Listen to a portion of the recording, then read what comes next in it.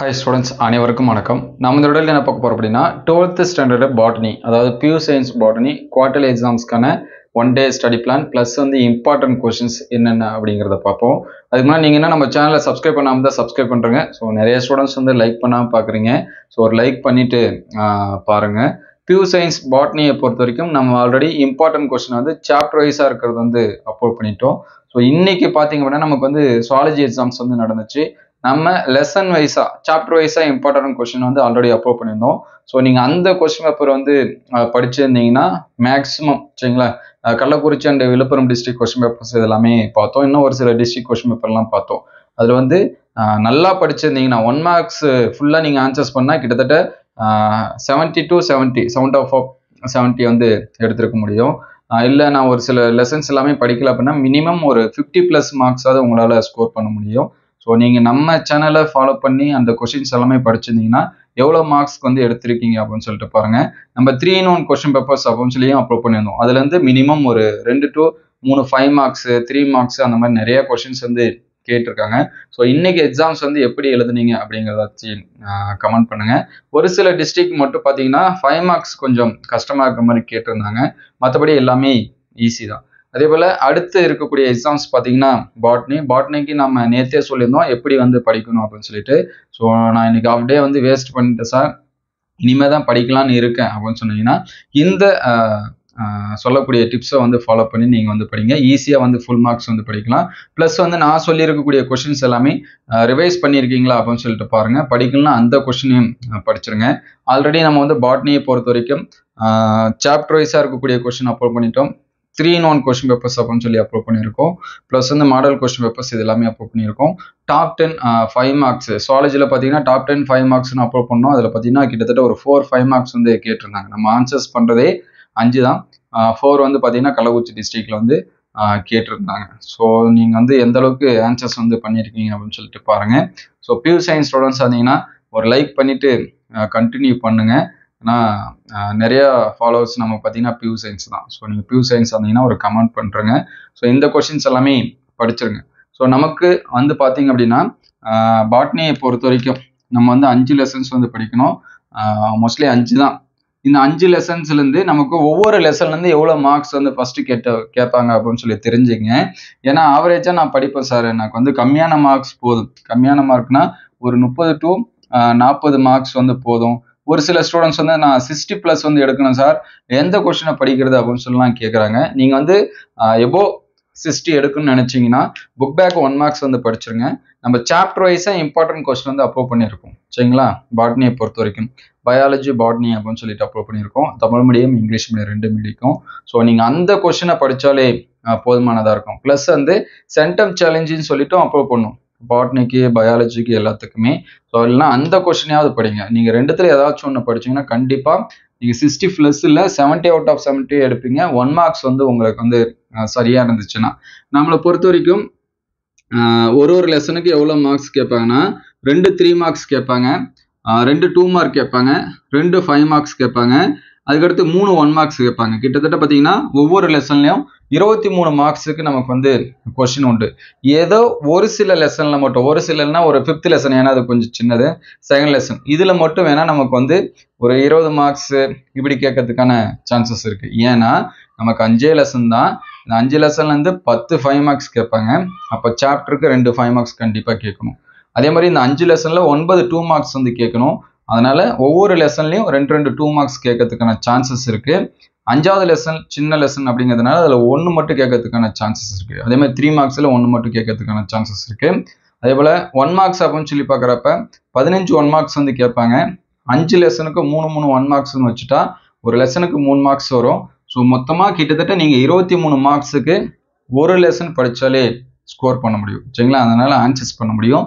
So minimum எனக்கு marks வந்து போதும், ஒரு 30 to 40 மார்க்ஸ் போதும் அப்படின்னா first lesson 2nd lesson 5th lesson படிச்சிருங்க. ஃபுல் மார்க்ஸ் எடுக்கணும் அப்படின்னா நீங்கள் 3 and 4 லெசன் வந்து படிச்சிருங்க.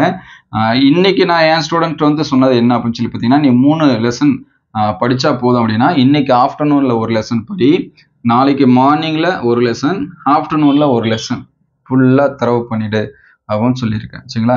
ஸோ நீங்கள் இன்றைக்கி ஆஃப் டே எப்படி படிச்சிங்கன்னு தெரியாது. இன்றைக்கி நைட் இருக்குது, நாளைக்கு மார்னிங் இருக்குது, அண்டு ஸ்கூல் டேஸ் ஃபுல்லாக இருக்குது, 1 டே இருக்குது, அண்டு ஈவினிங் இருக்குது.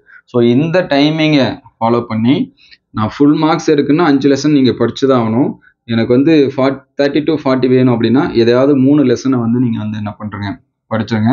நீங்கள் ஒரு லெசன் படித்தாலே உங்களுக்கு 23 மார்க்ஸ் வரும். கிட்டத்தட்ட நீங்கள் 3 லெசன் படிச்சிங்கன்னா 60 மார்க்ஸுக்கு நீங்கள் வந்து என்ன பண்ணலாம், ஆன்சர்ஸ் பண்ணலாம். அதில் சாய்ஸ் எப்படி கேட்குறாங்களோ அதை பொறுத்து மினிமம் 40 மார்க்ஸ் வந்து கன்ஃபார்மாக நீங்கள் வந்து என்ன பண்ணலாம், ஸ்கோர் பண்ணலாம். ஸோ நீங்கள் இதெல்லாமே பார்த்து வச்சுங்க. அதுக்கடுத்து diagram question. So diagram questions இது எல்லாமே நீங்கள் வந்து என்ன பண்ணுறீங்க, வரைஞ்சி பார்த்துருங்க. ஸோ டயக்ராம் வரைஞ்சி பார்த்துருங்க. இப்போ ஒவ்வொரு லெசனாக என்னென்ன கொஷின்ஸ் இருக்குது, நீங்கள் அதெல்லாமே படிச்சிருக்கீங்களா அப்படின்னு சொல்லிட்டு பாருங்கள். நம்ம ஆல்ரெடி சாப்டர் வைஸாக அப்லோட் பண்ணிட்டோம். இருந்தாலும் ஒன்ஸ் வந்து ரிவைஸ் பண்ணுறேன். எழுதுறது எந்த அளவுக்கு தெரியுதா அப்படின்னு சொல்லி தெரியல.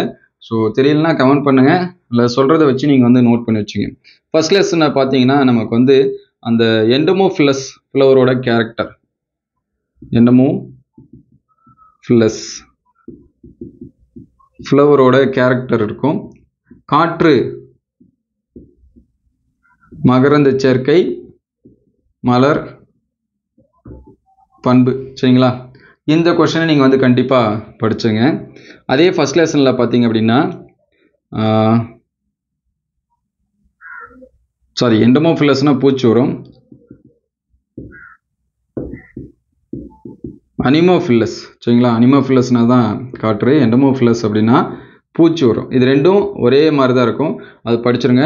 அதே போல் ஆர்னித்தோஃபிலஸ்,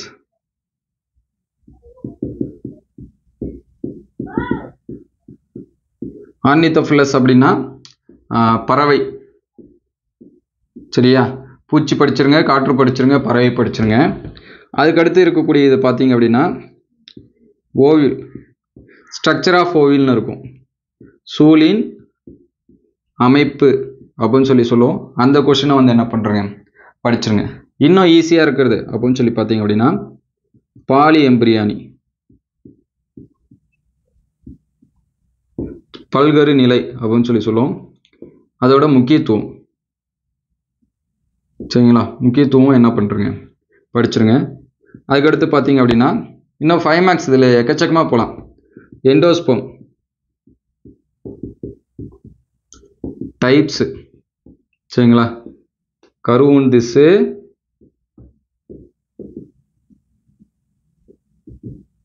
வகை. சரிங்களா? எண்டோஸ்பம் அதோட டைப்ஸ், அதாவது கருவுன் திசோட வகை அப்படின்னு சொல்லி சொல்லுவோம்.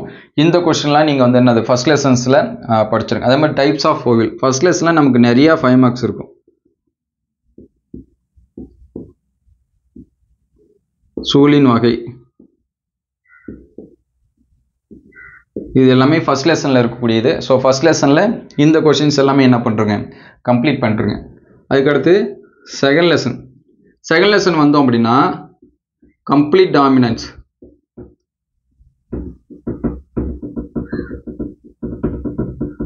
சரிங்களா? முழுமையான ஓங்குதன்மை. இது கூட பார்த்தீங்கன்னா இன்கம்ப்ளீட் டாமினன்ஸ், முழுமையற்ற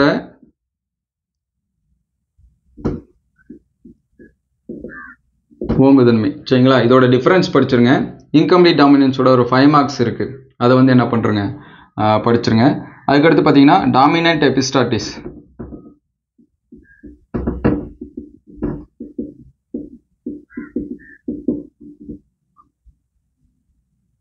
டாமினன்ட் எபிஸ்டாட்டிஸ். ஸோ அந்த ஓங்குதன்மை மறைத்தல் அப்படின்னு சொல்லிட்டு இருக்கோம். இது ஒரு 5 மார்க்ஸ். இது செகண்ட் லெசனில் இருக்கக்கூடியது.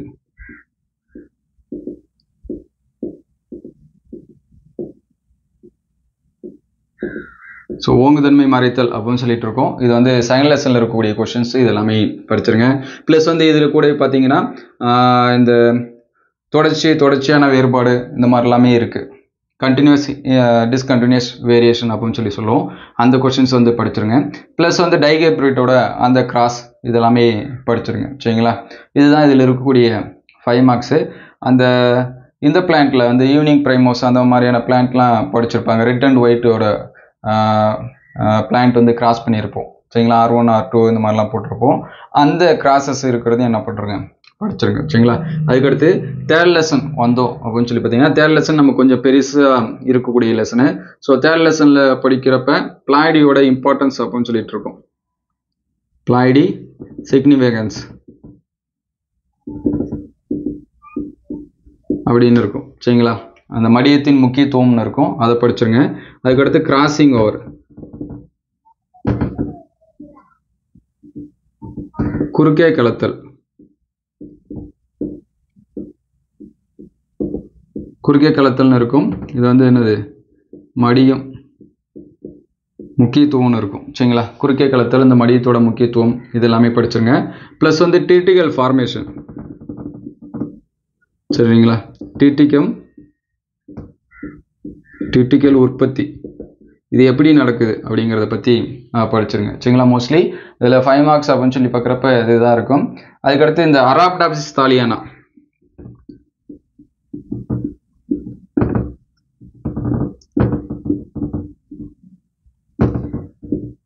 இந்த பிளான்ட்டை பற்றி கேரக்டரிஸ்டிக்ஸ் இருக்கும். ஸோ இது எல்லாமே 5 மார்க்ஸாக சொல்கிறேன். இது எல்லாமே என்ன பண்ணுறேங்க படிச்சிருங்க. அதுக்கடுத்து 4th லெசன் பயோடெக்னாலஜி வரும்போது அப்ளிகேஷன் ஆஃப் பயோடெக்னாலஜி இருக்கும்.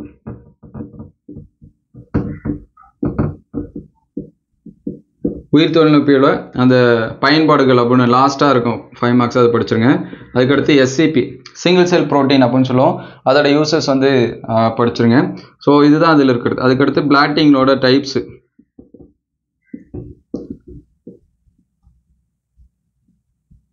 பல்வேறு வகையான ஒற்றெடுப்பு முறைகள் அப்படின்னு இருக்கும். நாதன் சதன் இதுதான் அதில் இருக்கக்கூடிய 5 மார்க்ஸு மோஸ்ட்லி சரிங்களா. ஆல்ரெடி நம்ம டாப் 10 சொல்லியிருக்கோம், நீங்கள் அது எல்லாமே படிச்சிருப்பீங்க. 5th லெசன் படிக்கிறப்போ ஒரு 2 5 மார்க்ஸ் தான். ஒன்று பார்த்தீங்கன்னா பேசிக் கான்செப்ட்,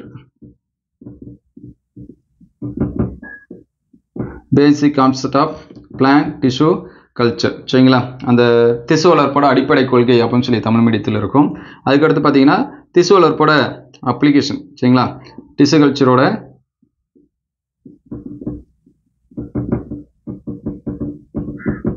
அப்ளிகேஷன், திசு வளர்ப்பின் பயன்பாடுகள் அப்படின்னு சொல்லிட்டு இருக்கோம். ஸோ இந்த கொஷின்ஸ் எல்லாமே நீங்கள் வந்து என்ன பண்ணுறீங்க படிச்சிருங்க. இது எல்லாமே சிம்பிளான கொஷின்ஸ் தான், மினிமம் நீங்கள் இந்த கொஷின்ஸ் எல்லாமே படிச்சிருங்க. அதே போல் டயக்ராம் அப்படின்னு சொல்லி பார்க்குறப்ப நிறைய டயக்ராம்ஸ் வந்து நமக்கு இருக்குது, கிட்டத்தட்ட ஒரு 10லேருந்து 12 இருக்குது.